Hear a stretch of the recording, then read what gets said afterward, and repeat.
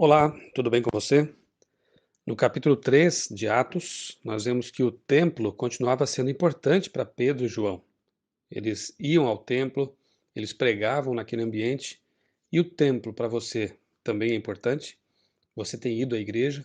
Faz bem irmos à igreja e ali nos alimentarmos espiritualmente, louvarmos a Deus em comunidade.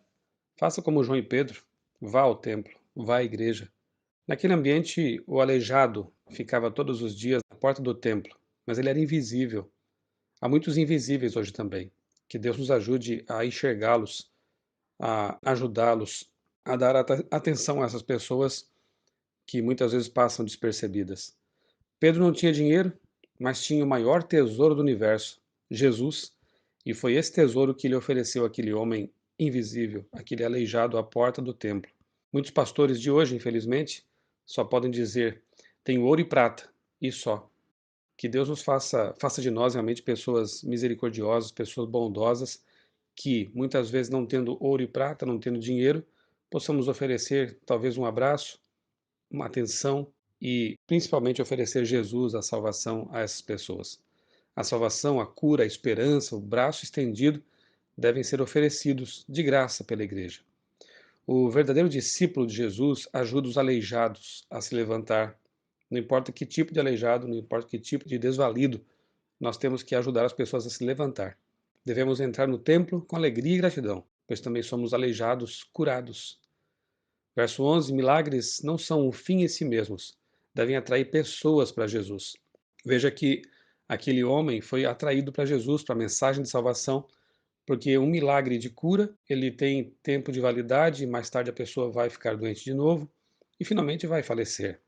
Então, os milagres, os projetos sociais, aquilo que a igreja faz para o bem das pessoas, o bem material, o bem emocional, enfim, devem sempre ter em vista algo mais importante, mais profundo, maior do que tudo isso: a salvação eterna das pessoas. Então, todos esses trabalhos que a igreja realiza, eles devem ter em vista esse propósito, esse alvo. Pedro chama a atenção para Jesus, o verdadeiro autor do milagre. A religião nunca deve ser usada para autopromoção. Isso a gente vê claramente no verso 12. Verso 15. Pedro faz um discurso importante, inspirado ali no templo. Ele diz: vocês mataram o autor da vida. Pedro não passa a mão na cabeça dos pecadores. Ele quer que eles reconheçam o seu pecado. Dos versos 12 a 26, o verdadeiro sermão deve incomodar os pecadores e oferecer-lhes perdão.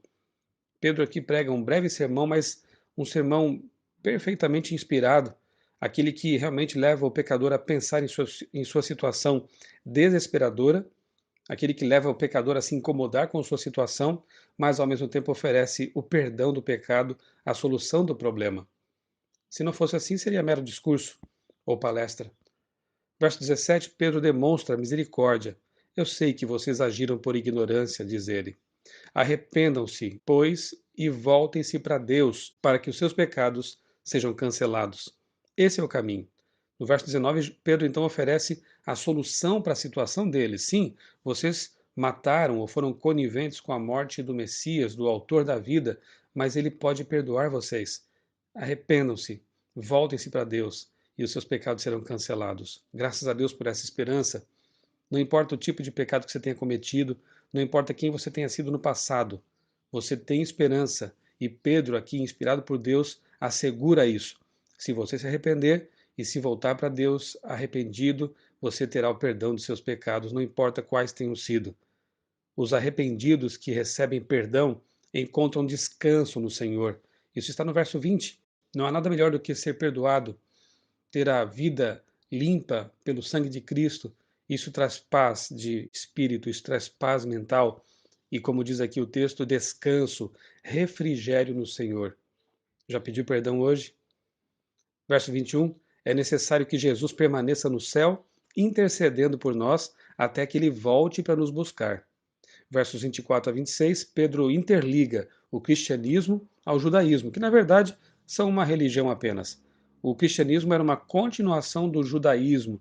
Jesus veio mostrar de forma muito clara, embora ele tenha mostrado também que o judaísmo tinha excessos, tinha distorções teológicas, mas a igreja cristã, digamos assim, nasce com Adão e Eva e vem atravessando toda a história, chegando aqui ao nosso tempo.